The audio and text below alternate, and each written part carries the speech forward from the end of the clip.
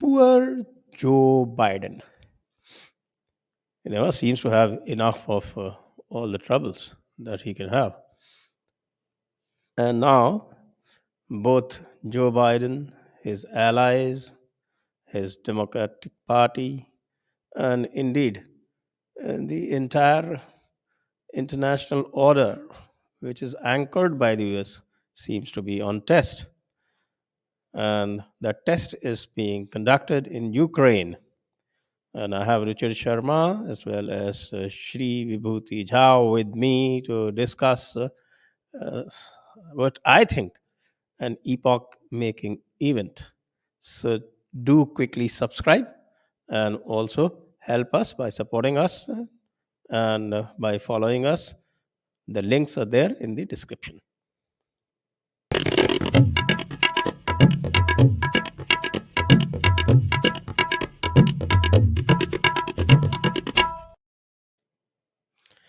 So, you heard that introduction, Ruchir. Yes. The international order, we also call it an imperialist order sometime, is going to be able to take on Putin because, according to me, the Putin seems to have the measure of the West, and I think he's testing their willpower. And of course, they are the ones who needled him. I don't blame him too much because I think he showed every inclination to have a reconciliation. So, where would you put this interaction? Poor, sleepy Joe Biden, driven by the deep establishment, the deep state of the United States, who doesn't want to annoy China but doesn't want to reconcile with the Russians. And at the same time, they still want to keep anchoring the international order. Well, you raised many good points there. I think the best of which was, can the international order stop X actor or actor? The answer is no, because the international order has not stopped a number of changes to the status quo over the last 30 years. And that could be the NATO bombing of Yugoslavia, that could be the invasion of Iraq, it could be the regime change operations in Libya and the killing of Gaddafi. All of these have been essentially unilateral moves, not done multilaterally, not done through the UN or Security Council resolutions.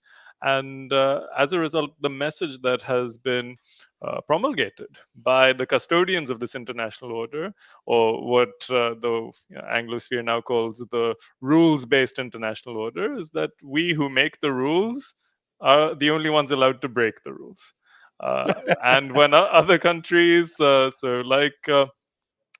Russian Federation, try to follow this precedent, then they're told in very harsh terms that no, you're not part of the club. When you do it, it's bad. When we do it, it's righteous. It's for democracy promotion, it's for human rights, it's for women's empowerment. One of the most bizarre ones, that we're intervening in this country to And empower also women by for bombing them. fostering Christian values. Yes, fostering democratic values, fostering Christian values, essentially whatever they can package it in to make it acceptable at home. And especially now, it's been 1 year since Joe Biden has been in administration. His presidency celebrated 1 year earlier this month. And his approval ratings have stagnated.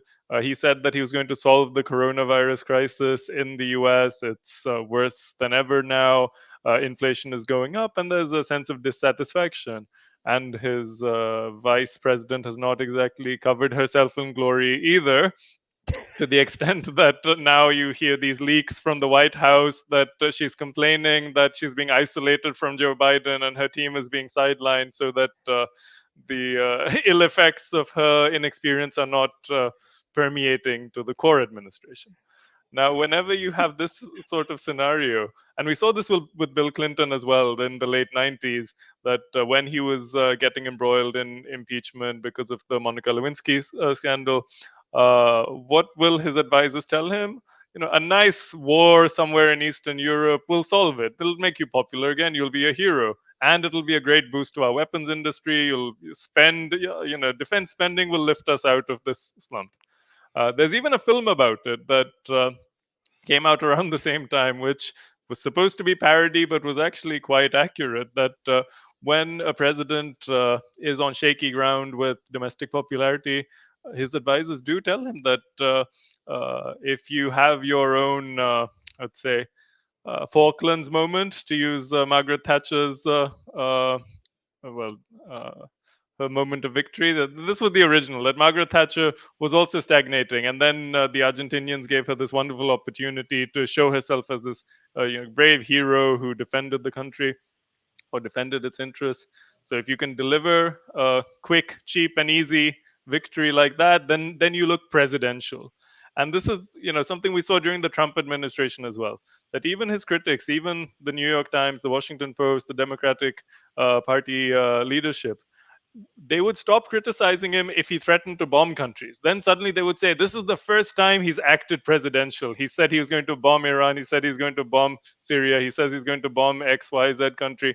And then they say, oh, now that's what we want from a president. And it's very dangerous to let your domestic popularity dictate your foreign policy, especially when not every other country in your own alliance or your own sphere of vassalized states shares this appetite, especially if it's in their backyard. So, NATO members such as Germany, Croatia, France are not keen on an escalation of hostilities with Russia or any form of land war in Ukraine. But that doesn't seem to stop the White House and Pentagon from going on the warpath. And on the other side, I don't think this is seen very favorably in the Kremlin either, especially when they feel that for the past 30 years, despite their repeated efforts to reconcile with the US, they have been slapped in the face with the enlargement of NATO into Central and Eastern Europe, with the US targeting Russian friendly regimes such as Assad in Syria, where the Russians have had influence for a long time and can rent a naval port in Latakia. And bombing Yugoslavia now, and which is now Serbia, which is one of the closest Russian allies in the Balkans. So the breaking point was really the Maidan revolution in Kiev, about 7 years ago, when the democratically elected president was deposed through a color revolution, through street protests that occupied the city center and then stormed the palace eventually. There were US diplomats who were going around feeding cookies and giving support to these protesters.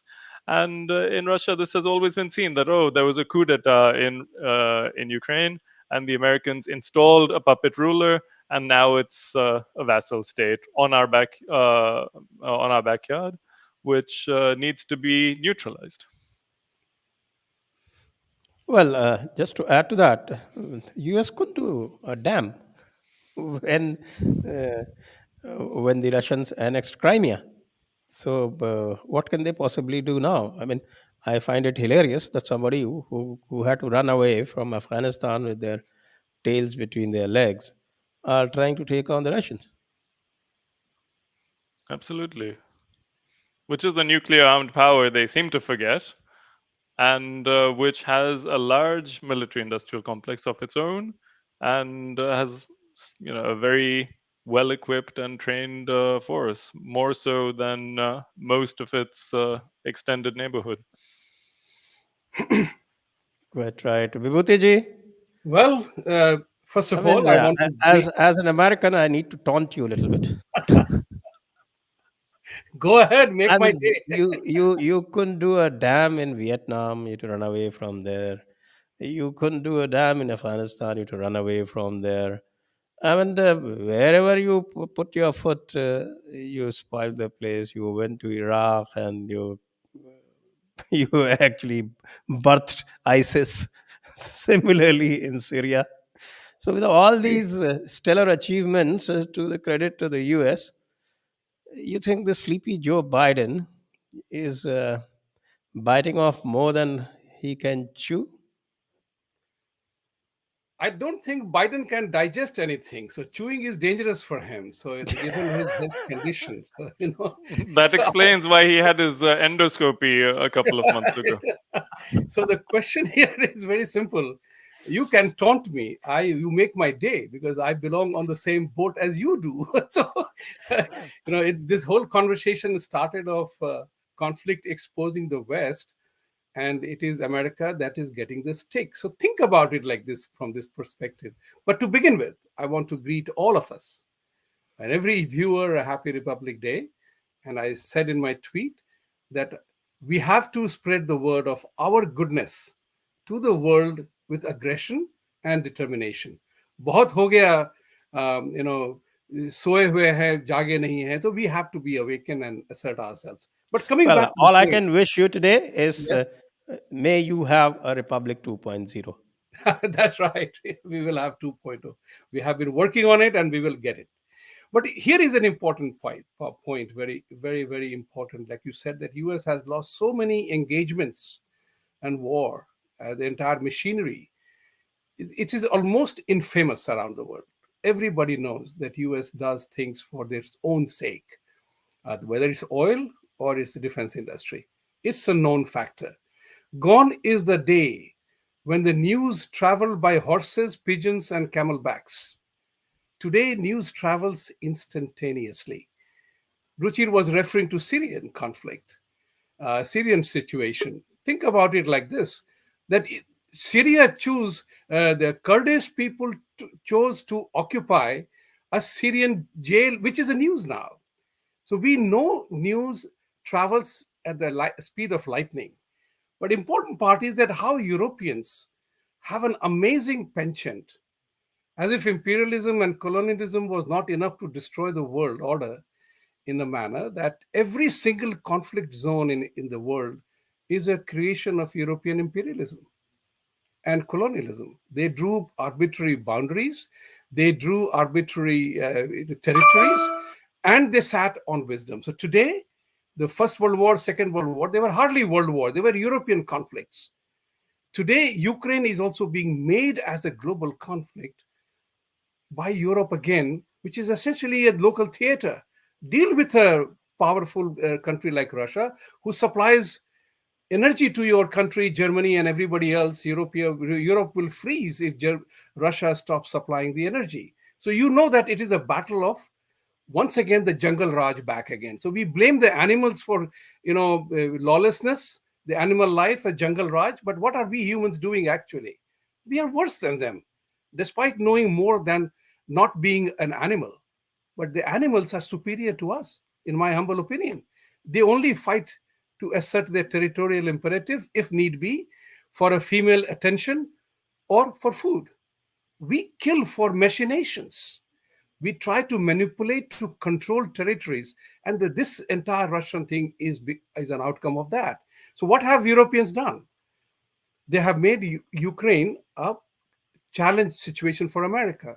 And as all of you will know now, Biden's polling is down at the lowest level. Actually, there was a conversation yesterday that is it the lowest ever for any sitting president?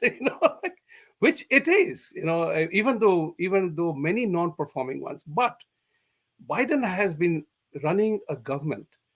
Today, there was a new word used on the shelves of food stores. It is called shrinkflation. The shrinkflation, yeah, the food packets are reduced in size, prices are same or more. The new word has been used, shrinkflation. So Biden is supervising on a country, handling the life of a country where today there was a conversation that evidence is mounting that NIH, National Institute of Health, funded Wuhan lab, and they are trying to hide that, suppress that story. But we are living in a world where you can't suppress news forever. It comes out.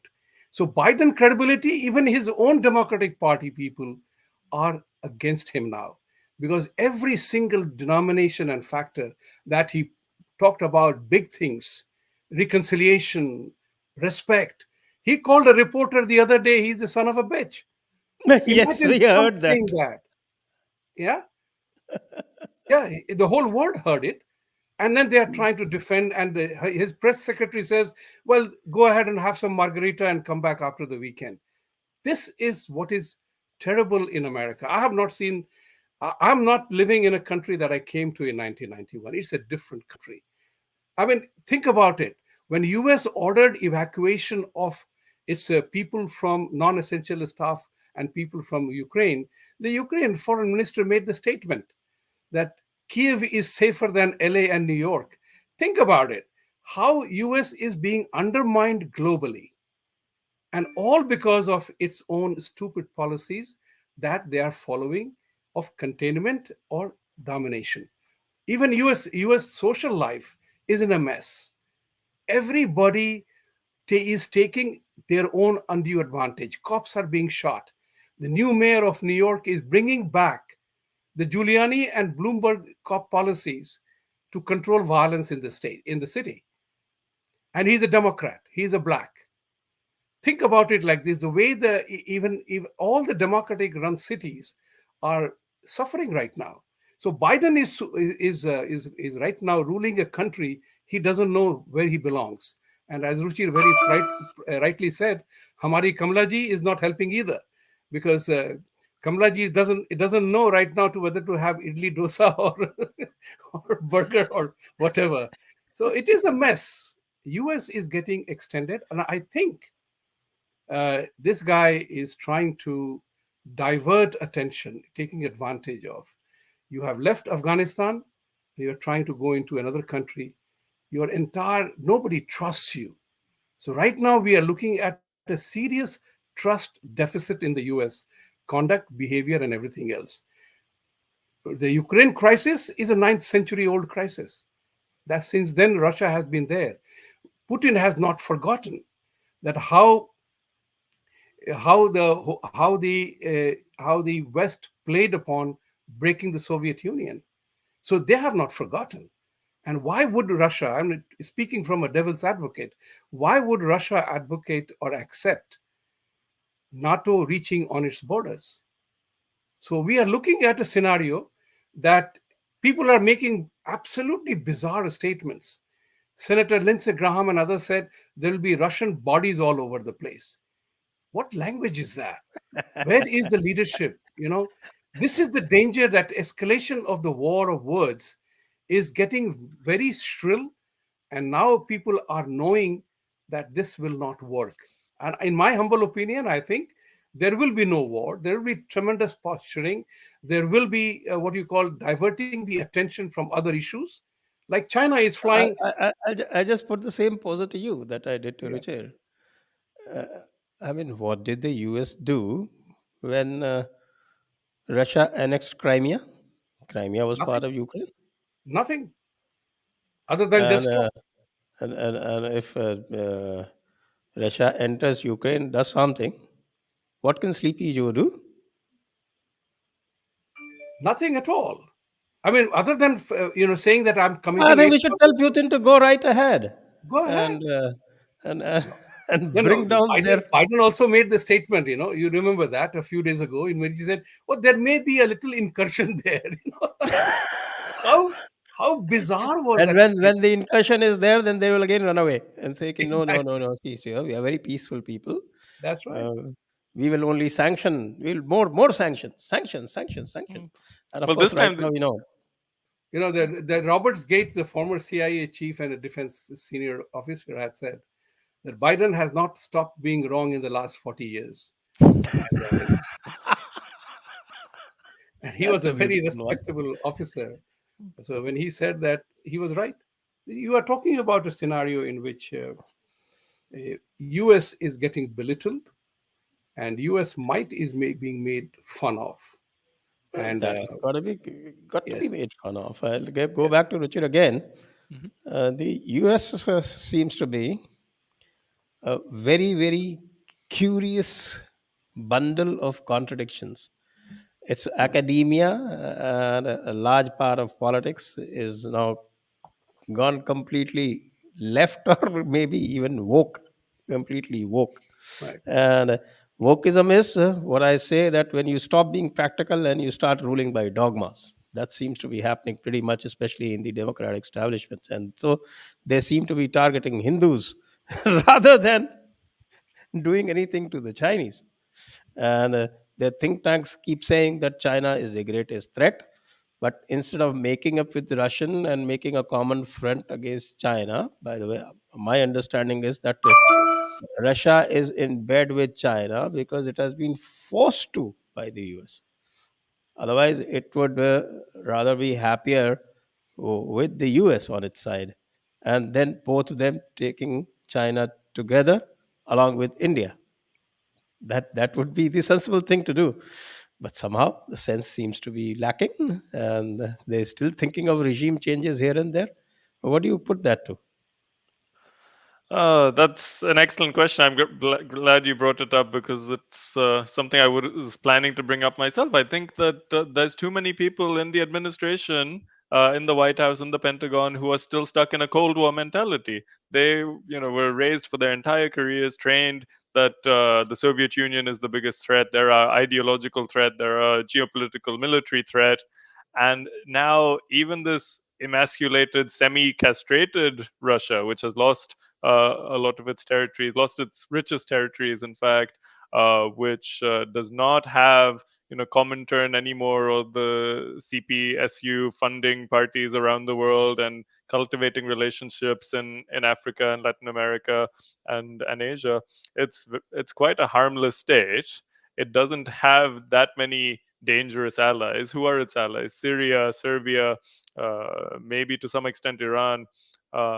And Yet they feel the need to pick on it and needle them incessantly, uh, not because of any ideological divide. It's not that Russia is still communist. It's a hyper capitalist, very Christian country now. It's no longer godless commies are going to come and take your house if we lose this war. uh, in the 90s they had turbo capitalism that has made them, in fact, more conservative, more capitalist than the US today. So it's very bizarre that they still see Russia as an adversary. For a long time throughout the 90s, when Yeltsin was in power, Russia did not see themselves as America's adversaries. In fact, they turned to the US for diplomatic support, for support in winning elections, because in 1996, Yeltsin was going to lose the elections because the communists were popular. And the opinion poll said that Gennady Zhuganov was going to win and for the Communist Party of the Russian Federation and restore things to the way it was, like what happened in Belarus. That's how Lukashenko came to power and is still in power. Uh, but yeah, it was with the US's help that Yeltsin fixed that election. And people forget that Putin is Yeltsin's hand-picked successor, and Putin was also pro-Western. And he's tried in the early part of his administration to build a rapprochement, to build closer relations with the West. And because, unfortunately, the US and the European Union are hardwired to just reflexively be anti-Russia, that they were suspicious of all of these moves, and then consistently undertook policies that destroyed any trust that Russia had in the West. And especially with their approach of sanctions designed, whenever the US or NATO or the EU sanctions a country, it's actually an act of desperation. It means that, oh, they no longer have any other options left, and now their only solution is to strangle the economy of that country. They know that sanctions are counterproductive. Sanctions do not change the behavior of your adversary, it just makes it more belligerent. But they think that starving the people or cutting off their access to foreign goods or foreign opportunities will cause discontent, and then they'll launch a color revolution with Western help. But that hasn't happened. In fact, their sanctions after the annexation of Crimea have led to, like you said, Russia being compelled to decouple itself from the West after 25 years of close integration and tie itself to the Chinese wagon. And if there were realists in the foreign policy and defense establishment in Washington, D.C., they would see that this is not the rational choice for the US or for Russia. And like you said, they would build a reconciliation or rapprochement with Russia and actually act to isolate China, who they seem to understand is, the new superpower on the block and has potential to actually inflict damage on the economy and military of the US. But there seems to be this unwillingness to admit that, perhaps because they know that the Chinese have already become too strong, and it's easier to pick a fight with someone who's down. Not that they've ever had any success at that. When you mentioned running away from Afghanistan, then look back. They also ran away from Vietnam, and that was 4 decades ago. They've Even with their proxy wars, even when they didn't put boots on the ground, their success has been very limited. That in Angola and Mozambique, Cuba came to the rescue of the communist rebels and drove out the Portuguese, or in Namibia, the South Africans, apartheid South Africa. What was the US able to do? They were very close. They were in bed with Portugal as a NATO ally. Uh, they couldn't even do anything when India, which is a notoriously soft state, took back Goa from the Portuguese, and Daman and Diu, Dadra and Nagar Haveli. Was NATO able to do anything? It's posturing. What they use NATO for when they create these allies is simply a market for their military goods, because once you join NATO, you can't buy Russian military equipment anymore. You can't buy Chinese military equipment anymore. You have to buy American military equipment. So you become a captive market for them, in exchange for the promise of security. But they've bet that need will never arise. Or rather, even if it does, they will simply find an excuse to stay away. Yes. And the Russians are also not stupid. They're not going to And forget launch. Russia, they are not even able to bully North Korea. So Yes, exactly. North I think Korea has US is a proven that. joke. What do you say, Vibhuti ji? US is a joke. They- They got all their priorities wrong. They have completely destroyed their academia with this mindless leftism, what we call wokeism. And instead, they are now trying to create Hindus in America as the new Jews of Germany. Now we are talking about exposing West Russia, or we are talking about the American policy with reference to Hindus. We will talk about that later. Certainly, So that's a part of it. there's a part. Because It is a tragedy. It's a it is a tragedy. The part of way, it is that symptom is yes, actually reflects on the disease. it does. It does. I totally agree with you. I'm not saying no to that. I'm saying that what is happening in Ukraine right now, it is distracting people from many serious issues, like China flying the planes over, big squadrons over Taiwan. I wonder, why are we not flying over and taking over POK just now? This is the right time.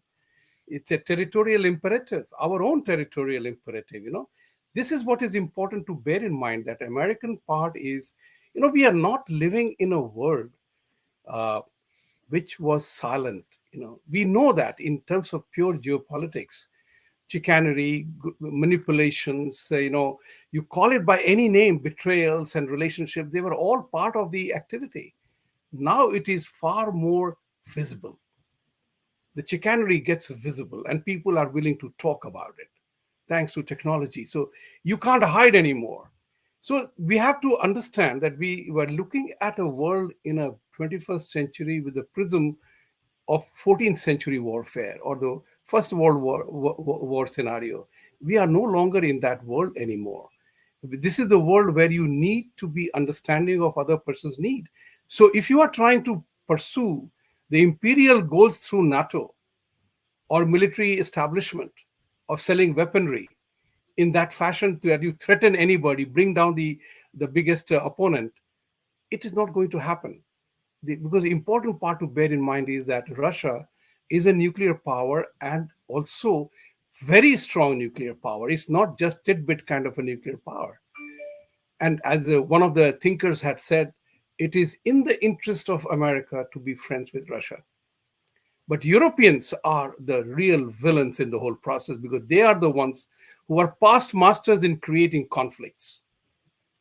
And then they talk about the democracy and all this kind of stuff. So right now, what is the impact of this? The entire thing is going to derail the cooperation and conversation on terrorism, arms control, and Syria and everything else. You need Russia for you need world needs itself together to control the very evil that is destroying the world. Otherwise, what will enable things to happen? As Ruchir pointed out, and that's my favorite theme, trust is completely broken through. Nobody trusts anyone anymore. That's the real tragedy of the whole conversation. And the people who are taking advantage of the democracy itself is on the ropes, if you ask me. Democracy is itself on the ropes by Marxists, leftists, what we call the Panchama cards. They are the ones who are really reaping the benefits of democratic rules and the processes. Everywhere you look at it. This is the challenge, that if the world leadership doesn't figure out, and if they continue to dabble with it, it is going to hurt the global scenario in a much vicious way. Because any number of people have now acquired strength to create confusions and disruptions. And economic life can come to a standstill because of all these weaponry that has come about. You can derail through a computer hacking. Think about it like this. So there is a lot more power in the hands of the hackers and the non-official militaries, as I call them, non-official military who can derail you any which way you want. So there's a need for cooperation and collaboration, and what we are seeing is a complete bankruptcy on the American part. If you America will have to hold itself responsible, because America has chosen to be the global policeman, and wherever you interfere, you leave a mess and come back. There is still counting in America the number of Afghan allies who have been left behind, and Americans are is still staying there. If you have abandoned those people already, why would anybody trust you anywhere else? That's an important issue that Americans need to address. And the jingoism of some of the American politicians, that there will be dead body bags of Russian soldiers, you forgot that your own ally, Pakistan, was sending your own soldiers in body bags, collecting money from you, killing your soldiers and sending them in body bags. Do you think that Americans don't know this and don't remember this? They haven't forgotten the betrayals. So there is a valid question angering people here. What the hell are we doing out there? And that is where you see the thought process which Trump won with, is that we don't want to be all over the world. America first. We need to protect ourselves. So there is a very interesting and very strong counter trend going on right now in America too. Very strong counter trend going on. But this particular thing will not hold. That's the reason why more than 24 Democrat congressmen have chosen not to fight the election, because they know they are going to be defeated. They are going to face a very, very uncertain future. And by the way, talking about polling, there was a time when we did not know news. Now we create news through the polls and data analytics and things. We are able to predict things, and people are saying that by 50 to 40 margin, people of America registered voters want Republicans back in control of Senate and House. Think about what is going to be happening in America from that point of view. So there are a lot of stretch going on. The stretch, it was happening earlier on too, but we did not know then. So now we know instantly, and that's something which we have to, which America has to come to terms with. You can't hide anymore. People know now that National Institute of Health was the one that funded the Wuhan virus, Wuhan lab, human mice research on COVID, and now people are seeing the news, experiencing the news. So right now, you are absolutely right. I'm in total agreement with you that United States, if it wants to have been taken seriously as a good leader or a leader, strong leader, it has to act in the righteous manner. There is no choice on that. You can't say that I will support a dictator for my democratic causes. It doesn't happen. Let's blast the blasphemy itself. If we do not do that, then there is a problem. We have to do that. And that's where American leadership right now, at this moment, is absolutely a failed leadership. I'm sorry to say that, but that's my opinion and I believe in it. And just to add Okay. something funny, that while the US has consistently proven itself to be an unreliable ally, so not Yes. coming to rescue its own client states or its own proxies, and running away from Vietnam, running away from Afghanistan. Today in the New York Times, there was an editorial saying, "Oh, is Germany not a reliable ally because they refused to send German arms to Ukraine?" And and there's a huge backlash that oh yes, I'm sorry, Germans should take lectures on their national interest from the editors of the New York Times, that oh, I'm sorry, we're such bad allies, we should go start another war for the third time in 120 years with the Russians. Well, just a side issue before I come to the main question, Richard. Don't you think that the much maligned Congress got at least one thing right? It never trusted the US. Yes, I think many of our parties, I think all of our parties, in fact, at various times have been anti-US, and there's a reason for that. That for so long you had a broad consensus from the CPIM and CPI on the left, all the way to the BJP on the right, that was skeptical of the US and its influence economically, culturally, socially, geopolitically. Now, with time, that has changed a bit. I think since globalization, liberalization, people are a bit more, at least the public, are more favorable towards the US. But if there was such a consensus, such a anti-American consensus within India, for independent India, for so many decades, it was not without reason. That so the Congress was right to be suspicious of the US, although they had their own reasons for that. They were after the split, after the Congress split between the Morarji faction and the Indira Gandhi faction. The Indira Gandhi faction was funded directly from the Soviet embassy Right, in New Delhi, exactly. so they had no choice but to be anti-American. Exactly. But even people who in the 70s were accused of being CIA stooges, so Morarji Desai and George Fernandez were apparently, oh, these are American agents, according to Indira Gandhi and her acolytes. But when they came to power, they were still actually more anti-American than the Congress was, throwing out IBM, throwing out Coca-Cola from the country. Morarji Desai going to the West and lecturing them about how India invented democracy much before the West. So there's a broad undercurrent of suspicion against the US, and then repeatedly they've given us reason to be suspicious, and that could be their cultivation of Pakistan, the Pakistani military, Pakistan ISI, so their intelligence services, them turning a blind eye to the genocide in Bangladesh during the Bangladeshi liberation movement and the subsequent war, and their close relations with countries that have been a thorn in our flesh for decades. That there's a couple of countries that only exist in their current form because they have the patronage of the US and its ecosystem of vassal states. You're quite right. And considering that, what do you think this CATSA that the US has got in its armory? and it keeps brandishing it against the Indians. Mhm. That's Does part it have of any the teeth? it has you know, US makes its own laws, you know, which they want to impose on everybody else, like US United States religious harmony thing, whatever they have. They issue the annual reports all the time, and now they are trying to bring about CATSA, you know, sanction, another method of sanction that you impose on countries.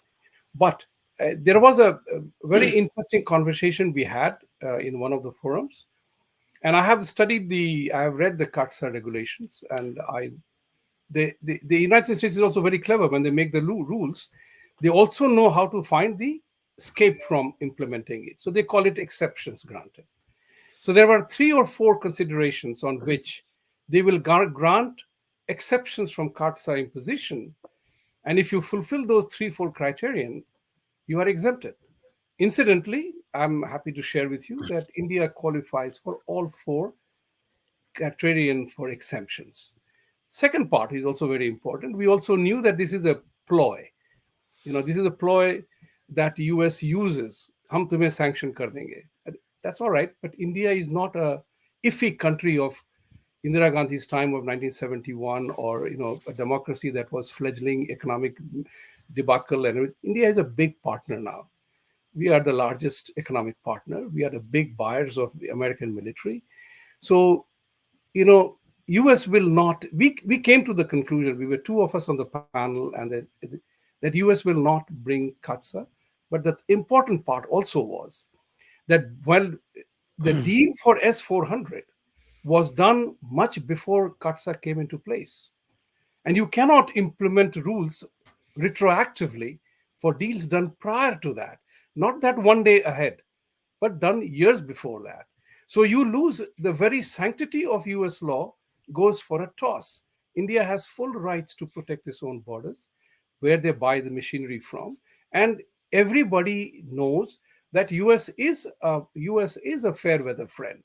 And that's a given that everybody knows, that they have alliances of convenience wherever it is easy to deal, and as a result of which they have, that's the reason why they deal with dictatorial regimes. It's easy to deal with a Pakistani military than to deal with a chaotic Indian democracy, however lofty that ideal may be. So as we were talking about, the Congress Party, who I nowadays call them Kongun Party, they were run by the Soviet system. They had the alliance. There was a US Russia treaty. We all know that, because of 1971, and prior to that as well. So, you know, yeah, while America has not endeared itself to India for its constant support to Pakistan and things, well, it is a part of a geopolitical necessity that India was wise enough to know where to take advantage of. But where India missed out, and that's where I blame the Congress Party, was that when the US investments were going, manufacturing was going to China, India politics was not smart enough. The Congress Party is to be blamed for not taking advantage of even 10% of those investments going to US to China.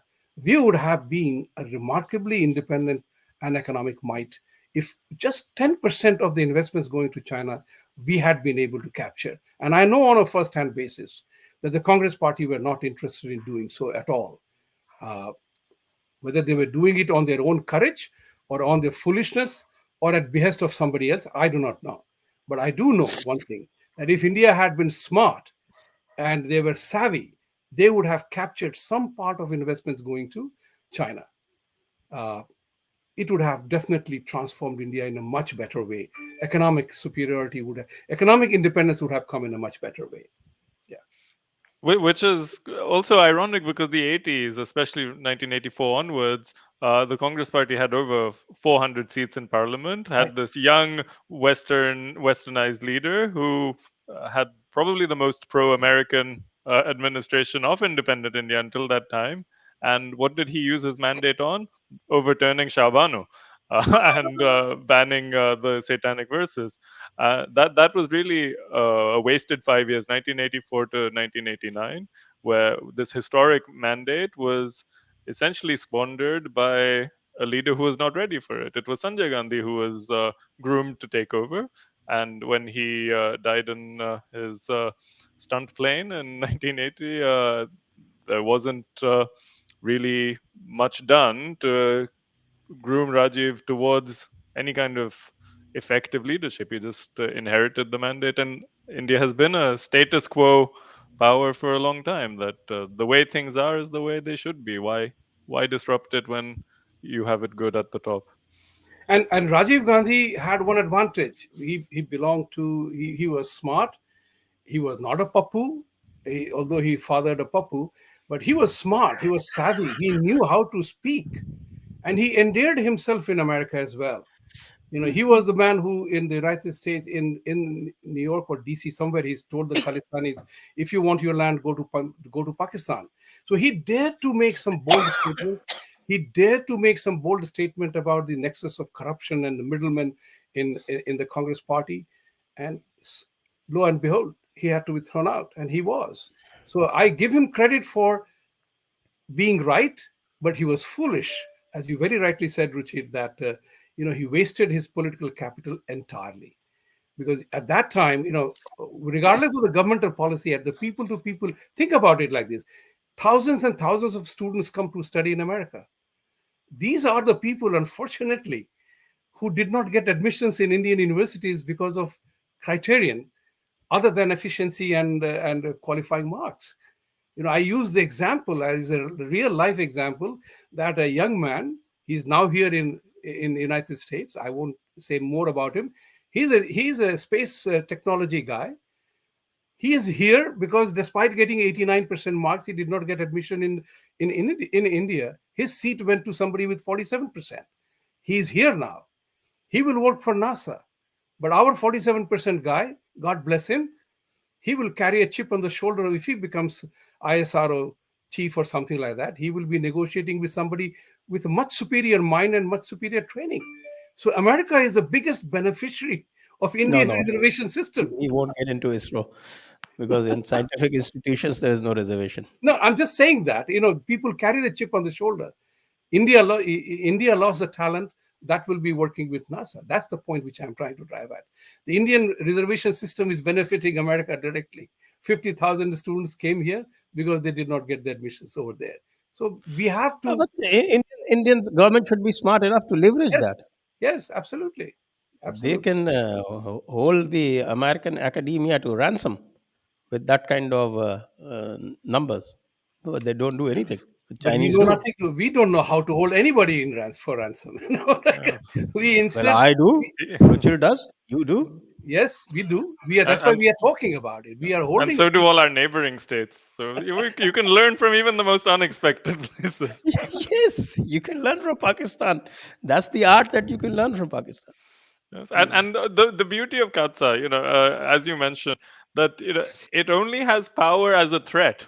They're not actually going to impose it, because you saw there's many loopholes, but they're going to make a big show that, oh, we were threatening to do it, but then we didn't. But now you're beholden to us. Remember, we did you a favor. Now you have to let our missionaries come. You have to go easy on Pakistan. They're in a difficult situation. You have to abstain on XYZ UN resolution.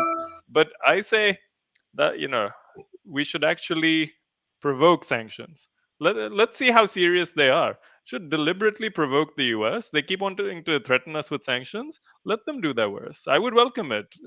Please, sanction us and watch all the goodwill that you've carefully accumulated dissipate, and you'll create a generation like Iran of anti-American sentiment within the country. And the last time we were sanctioned by the US, it was after our nuclear tests during the Vajpayee administration.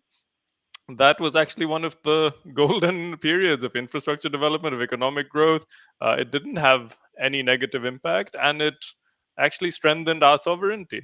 The same with Russia. That yes, the sanctions led to some temporary economic pain, but now look at them now. Now the U.S. is scared of Russia again after 20 years of pushing them around. So sanctions.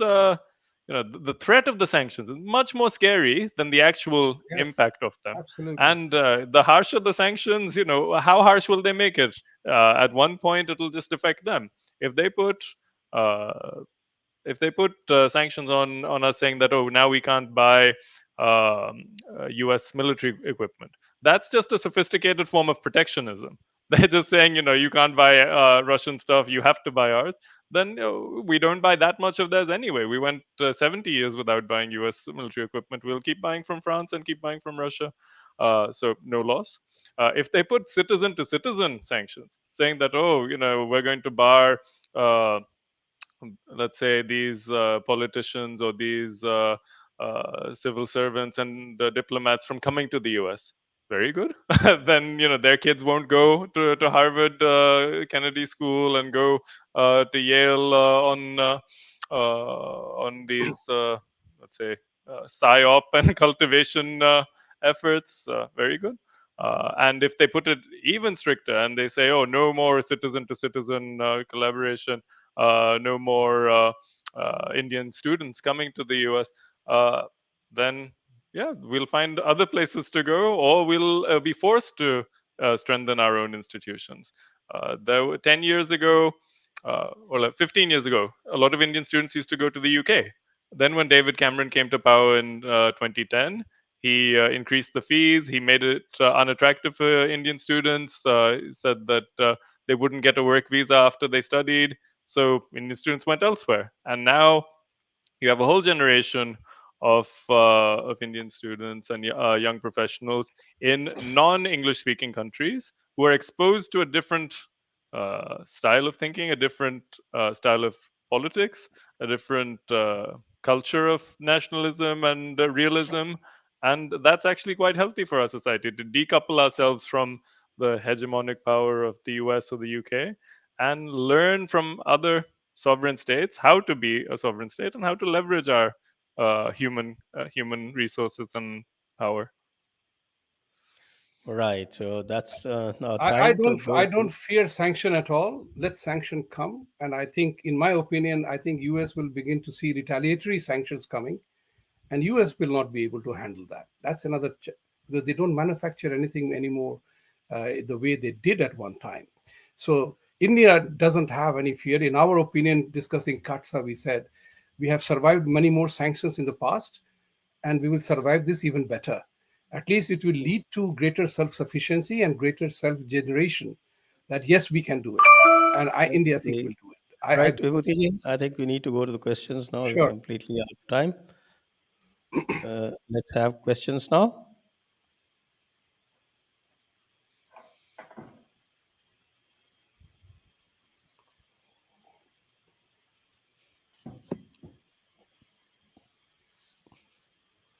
Hello, desk.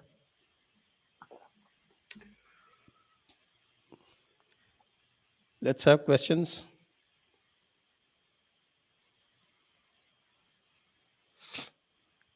I think they are also scared of US sanctions. Krishna Rao, since you mentioned reservation, I want to know Ruchirji's take on this and why meritocracy is not properly defined in India. Well, that's not exactly the topic, but still, if you want to have a little shot at it. Yeah, I'll have a quick shot at it. Essentially, the post independence Indian state sees itself at the helm of a vast patronage distribution system. And in that system, whatever is within the gift of the feudal lord, so in this case, the government as a whole, is to be distributed to pacify the peasants. So that includes public sector jobs, that includes access to education, because essentially we never developed the state capacity or the material foundation to have a solid welfare state. But if you get a government job, then you have this little bubble of a welfare state where the state gives you a salary, gives you a pension, gives you even housing, or a housing allowance, and soft loans, everything that in other countries are targeted at a very different demographic, not at the top of society, but at poor people, or are universalized.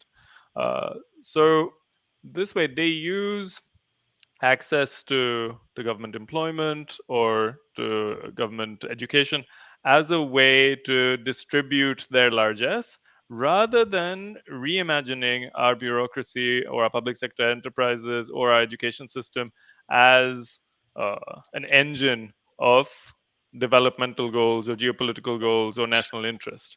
So that's the quick answer. Okay, next.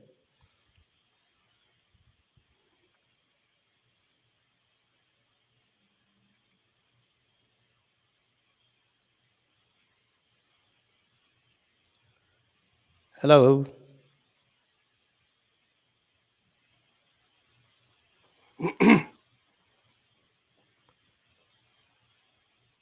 If we're waiting for more questions, yeah. As I told you, they're very scared of choosing questions that they might not attract sanctions. Krishna Rao, did the USSR win the narrative war such that they acquired the US academia in 91 and have successfully placed Marxist disguised as liberal? Only in India. No, So, but you forget that Bernie Sanders had his honeymoon in Russia, Moscow. So oh yes, he has somewhere along the line the romance of Marxism has caught on, the socialism, the sense of equity and equality they have. And I'm told by a professor friend of mine that a lot of people who joined the U.S. academia from other countries, they were the people who did not get any other job. I'm I'm totally too open for correction, but that's another important element. These were the people who were leftists, communist oriented. They got the job and they are tenured, so they are pushing their agenda in that fashion, questioning XYZ and promoting the left leaning ideology successfully. Entire yes, US like education is captured by the left imagination. Absolutely. also like Priyamvada Gopal in the UK. But Yeah. I mean, just to elaborate on that question, that I would say that in India, yes, the USSR was able to capture our academia quite effectively from the 70s onwards by distributing their money, patronage, and support. But in the US, I don't think it's the Soviet Union style classical Marxism or Marxism, Leninism, but rather post-Marxist left. So Marx himself said that identity politics is a distraction from class struggle, but in the U.S., academia and politicians are united in not discussing class struggle. They're not interested in class struggle. They're interested in promoting identity politics, which is actually post-Marxist, post-modern modernism. So this is Yeah, postmodern. born and Cultural bred in. Marxism, Gramsci type.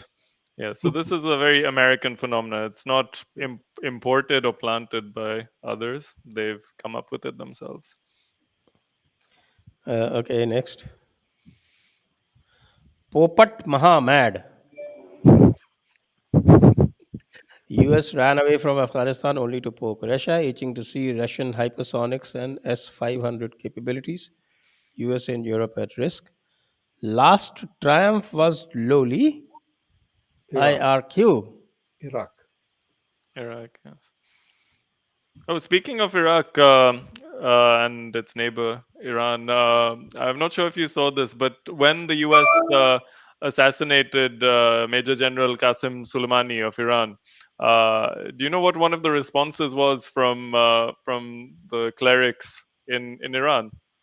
They said there's no way for us to retaliate to the US because they don't have real heroes like Qasem Soleimani. They only have SpongeBob and Spider Man. Are we supposed to kill them? That's a good one. So, That's so a that pretty yeah, that's the level that the U.S. has been reduced to, and Reduced to even exactly. in a country like Iran, which has suffered under sanctions, which is not at its peak power, and in Ukraine, it's not American soldiers who are going to die on the front. There's another joke where they say, "Oh, the Pentagon is committed to defending Europe from Russia down to the last Ukrainian citizen." So they will sacrifice, the military and civilians of Ukraine to achieve their geopolitical goals before they'll send their own troops. I don't Yeah. know what the poor what Taiwanese must be thinking these days. Better, vote to join the PRC themselves rather than go through a war. Right. Next. Sir, adventure time. Sir, if Russia conquers Ukraine by launching Blitzkrieg, won't that break the myth of the UN that they prevent conquest? Same as the League of Nations. I'm surprised, Adventure Time, that you still believe in the UN. Tedros is getting re-elected. Uh, So, so yeah, I would say sadly, the UN has already proven that it doesn't stop conquest by what we It saw may in Iraq. facilitate conquest, though. Yes, but also it's unlikely that Russia would do a blitzkrieg. They would do salami slicing. They wouldn't. Russia is always very careful to stick to or walk on the line of international law so that they don't give an opening to others to criticize them. Right. Next, CR, to be an enemy of America can be dangerous, but to be a friend is fatal. I think that was Kissinger, isn't it? right. Yes. Is there a way we can enter block of China and Russia rather than relying on the US? First of all, in my humble opinion, I think we need to become militarily, politically, economically very powerful. We have the ability, India has the ability to do that. Once we have established our own strength, people will come to us. When we go to somebody else to form an alliance with Russia or China, they draw their own pound of flesh. And as a result of which, you end up being on the receiving end of the largest. So, my thought process is, you know the world, we know what is happening. The only thing is that I would, if I were Prime Minister Modi's advisor, I would say just focus on the economy is stupid for the next 2 years and make sure the demographic dividend is fully realized. That's important, of the youth participation, employment, manufacturing, whatever it takes. Focus on India and make India an economic superpower that nobody can ignore. It already is on that track. People are looking at India's market and everything else an opportunity. But there is also a frustration with India is that we are always a great promise, but we fail to fulfill our own ambitions. And that's the only frustration people have. Yes, there is potential, but when will you realize it? And that's the point which I'm trying to focus on. Let's get strong. As Uh, simple as that. and ideally, not just economically strong, but constitutionally and I said ideologically strong. This is politically, where yes, Republic 2.0 comes. correct. That Yeah, that's what I they'll said. respect us. Economically, politically, and every other sense of the term. Institution as well. Absolutely. Exactly. Currently, the Indian state doesn't stand for anything, and as a result, that's one of the big critiques from Beijing. Beijing says that India is not worthy of respect because it doesn't stand up for what it believes in. It just is a status quo power. If you start acting more like China, speaking their language, being unapologetic and aggressive that these are India's national interests and we will do what it takes to achieve them, that will send a signal that this is a country worth taking seriously, and it will lead to unorthodox solutions. One of the most imaginative solutions out of the Cold War was Austria in 1954-55, which, like Germany, had been occupied by Allied powers and split into four occupation zones, and the capital Vienna was also split into four occupation zones. The Soviet Union suggested that Austria be returned its sovereignty on the condition that it become a neutral state and no powers from either side could enter it. And that created a buffer state. Now, that's something that once India is strong enough, both ideologically and economically, that's something we can demand for Tibet. Demilitarize Tibet, make it a neutral state, and then we don't have a hot border with China anymore. Instead, we have a friendly state for both sides in that region. But I that's mean, one of the very classic imaginative, example, sorry, one unorthodox of the diplomacy. classic examples is that the suicide of a girl in Chennai, in Tamil Nadu, because she was being forced for conversion. I mean, to the point to support your point, we need to stand up for certain values. If conversion is an industry and a mafia, why are we not stopping it? What human Yeah, rights are we I think talking Ruchi about? said that we are ideologically also we are status quo, Status a quo. state that is. Yeah, They just don't want to change. In 7.5 years, they've done nothing to change. right. They continue with the status quo. They fear disrupting the status quo. Next, Tamash Bean says, has any Indian think tank tried to game the impact of US CATSA sanctions on India? If not, let JD game these and stress test these scenarios. Well, it's a hollow threat. So, what do you want Yeah, us to game? and we already addressed that question during one of the questions that came about. Yeah, they won't impose it, but they'll make Yeah, a big show that they're not imposing it out of their generosity and then extract some pound of flesh from us. It's better that we anticipate that and just say it's a hollow threat. You were never going to do it. In fact, do it. We'll be better off. We don't care either way. one of the assistant secretaries of the department had said, she made the press a statement that most likely sanctions will not come, and this like as is doing you a favor. We are not giving sanctions. The question is, I don't care. That's the message that must go out. You want to sanction. No, We have I think that analyzed is it, that that is it's not good. happening. Yeah, Modi did give that impression when he right. just went right ahead, didn't even respond to their Correct. talk about S-400, this and that. Yeah, Just went right ahead. So that was, I think, good messaging. At yeah, least that absolutely. part was good messaging. Right, right. Okay, next one. Kolia Rus. US starts conflict, fire up everything, remove support suddenly. Undependable and unreliable indeed. Same for the EU bunch. Absolutely. Totally agree. And I said in the beginning stages that European Union, Europe particularly, is very smart about creating a conflict where none exists and making their conflict as a global phenomenon, global challenge.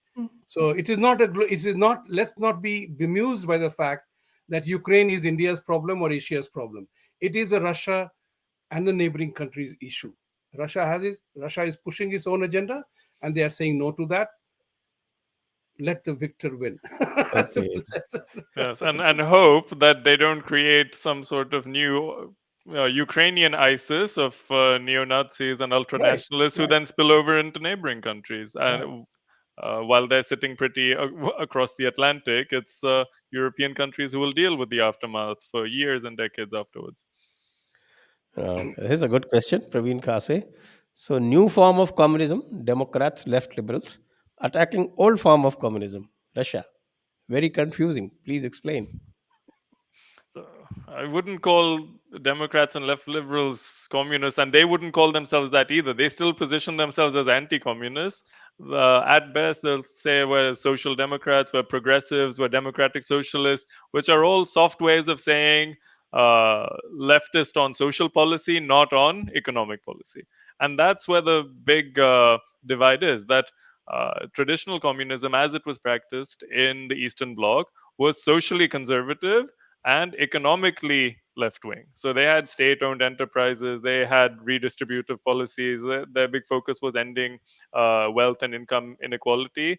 But they were not champions of identity politics. Well, initially they were for 10 years in the 1920s, but soon they realized that was incompatible with running the kind of state that they wanted. And they definitely were not fans of intersectionality. So this bizarre alliance we see of Islamists and leftists in various countries, there's a reason you don't see it in classical communist countries. That in Central Asia, when it was part of the Soviet Union, in Kazakhstan, Uzbekistan, Turkmenistan, uh, you can either have communists or you can have Islamists, never two together. It's an alliance of convenience, and the stronger one will eat the other. The reverse happened in Iran, where the Shah of Iran was deposed by a communist and Islamist alliance. And once the Shah went into exile and Khomeini came to power, the Islamists threw the communists back into the same jail that the Shah had put them in and executed them and sent them into exile. So it's not that it's a new form of communism. This is a unique progressivism, which is very superficial coming out of the West. And the old form of communism doesn't exist except in Cuba or Laos, Cambodia, Vietnam. Now, the other important part is that why these Democrats, left liberals, Islamists, these are happening only in democracies. These are not happening in communist countries. So the reason why they attack old communism, if they tried that in the old communist system, they will be sitting in Siberia or incognito somewhere. They don't want that. So they will talk Yes, about quite equity, right. equality, and that's it. Or It's like, even outside the English speaking world. If you try right, this in France or in Germany or in Spain, it won't cut it. You'll be ostracized from the mainstream of politics. right. Okay, next question, please.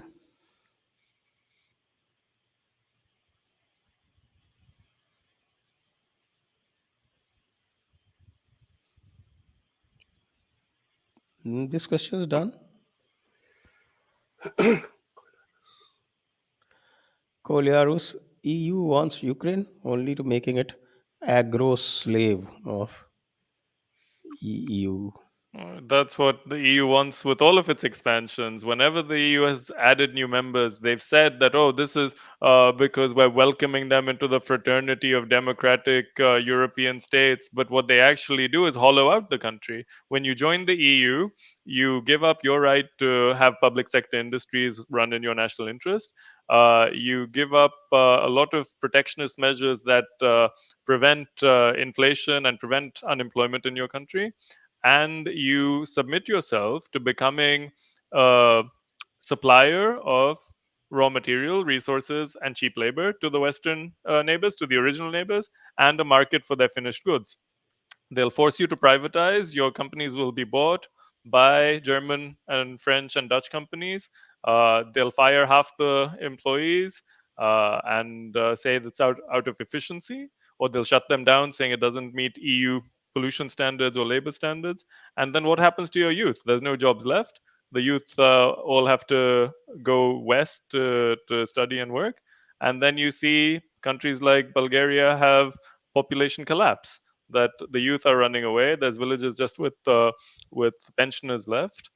It's very unfortunate, but this is actually the intended consequence of the EU to turn these countries into agro slaves, into colonies. Not to forget that Okay. Ukraine also has some very important ports, and that's what is interesting to Russia as Oh, well. yes, So I've they been would to some love of them. that. Yeah, yeah. I've been to Odessa and what used to be earlier Ilichivsk. I don't know what they have renamed it now. Vilash Nanda. Is the whole deal between NATO and Russia about a gas pipeline via Syria? If so, Russia can't let Europe be not dependent on itself. It's an existential loss for Russia.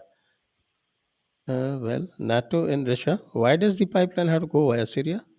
No, I think I'm not. so. Russia didn't want the Qatari pipeline. So Yes, Yeah. Qatar wanted not to make Syria, a natural Qatari. gas pipeline through Syria to Turkey and then to the EU to compete with Russian gas. And that's also one of the reasons why Russia defended Syria so much against Qatar and its Muslim Brotherhood friends like Turkey, from the forces that were trying to push for this alternative gas pipeline. But yeah, it's funny how people differentiate between Europe and Russia, whereas Russia is a Eurasian country. In fact, there is no Europe. Europe is a social construct. There's just Eurasia. It's one continent, and Western Eurasia is what is called Europe. But of course, it's natural for Russia to be supplying gas to its neighboring states, and for neighboring states to be importing that, rather than running a pipeline from Qatar, which is A, far, and B, goes through a number of sensitive zones. Simply because your masters in Washington D.C. Are still stuck in a Cold War mentality that everything Russian is bad. Right. Okay. I think that brings us to the end of the show. Or are there any more questions? I have one question for the two of you, if there aren't any more.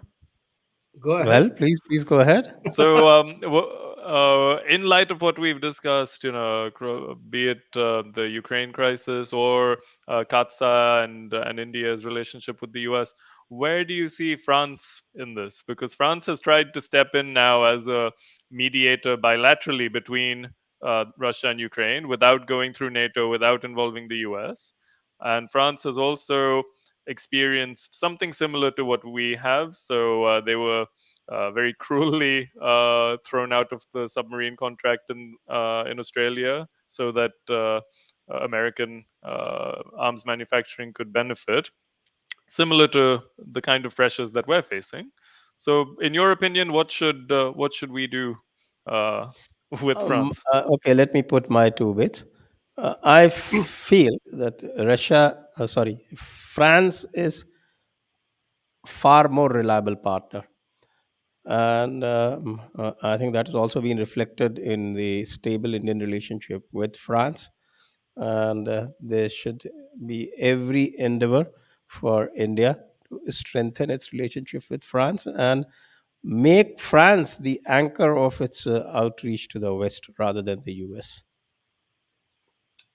My two bit, if the question is for me too, is that I agree. The French have proven to be better allies. They are not as evil or devilish like the British are or the Americans are out of the entire scenario. The other part also is that French also played a big role in American freedom as well. So let's not forget that. So they are, and the other part which is very important is that French, the investment banker prime minister has understood the challenges much better than Boris Johnson has understood or Biden understands. So he is on the Indian side, and he likes the Indian side for the reason that we are also trying to address the challenge of terrorism in a serious manner, not in a perfunctory manner. And he is trying to do that because his challenge of terrorism is much bigger than any other country in the Europe, and he's contesting. He's taking unpopular steps. So I think I agree with Sanjay ji. That's my thought process as well, that we must cultivate the French more and pay, if not more, then at least pay equal interest with France over Britain and compared to America as well. Okay, so that I think brings us to the end of this session. So thank you both, Vibhuti ji and Richard. Thank Thank you. you, all viewers. I think we had a great session, and with that, we can sign off. Oh, one more question. Desh Pratham, majority of IITians moving abroad for the work, they are getting almost free best education of India. Why they are leaving India? They are not impacted by reservation. Well, I would just say very simple that people migrate for two reasons. One is political oppression, other is economic opportunity. So those people who are migrating to America is purely because of what they see, what they perceive to be a better economic opportunity.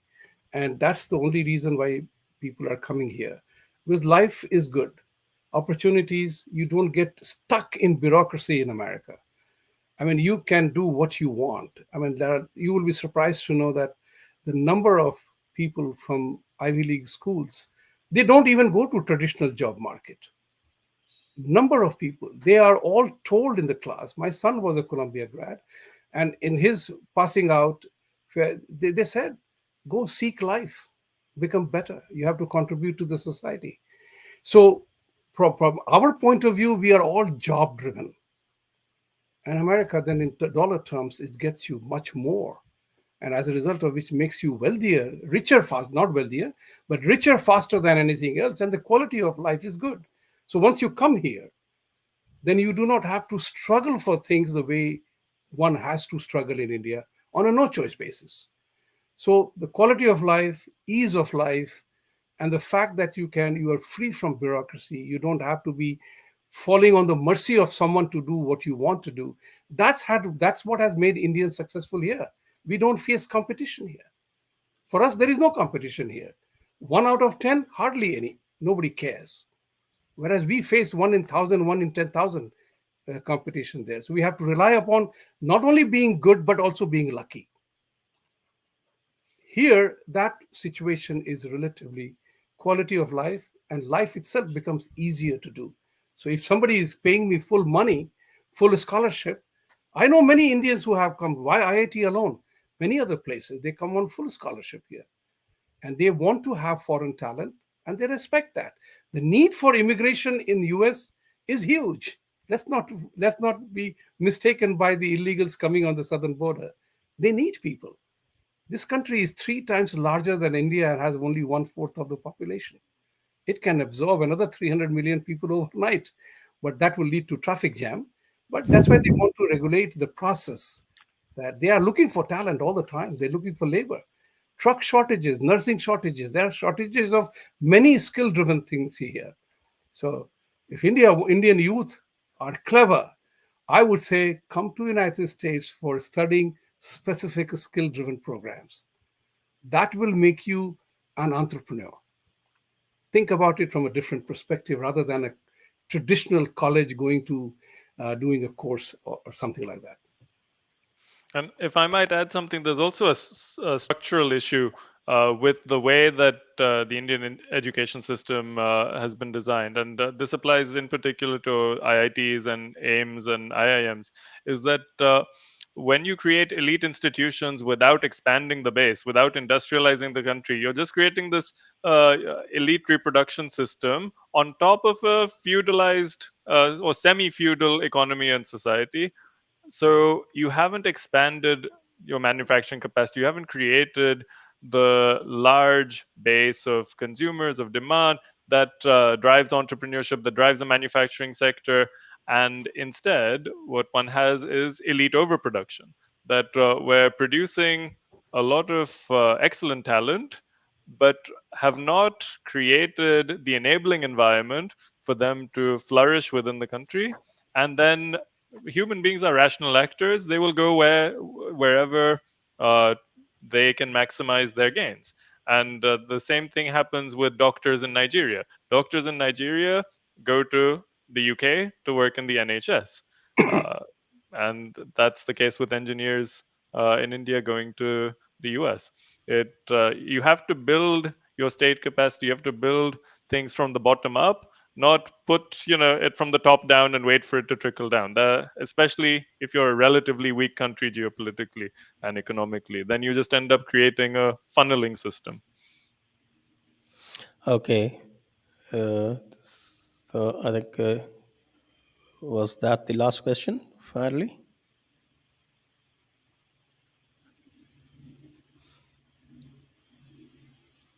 I don't think there anyone coming up. Okay, so that is finally the message. Thank you all viewers and thank you Ruchir. Wonderful session. Thank you Vibhuti ji. Jai Hind, Vande Mataram. Vande Mataram, Jai Hind. Press the bell icon on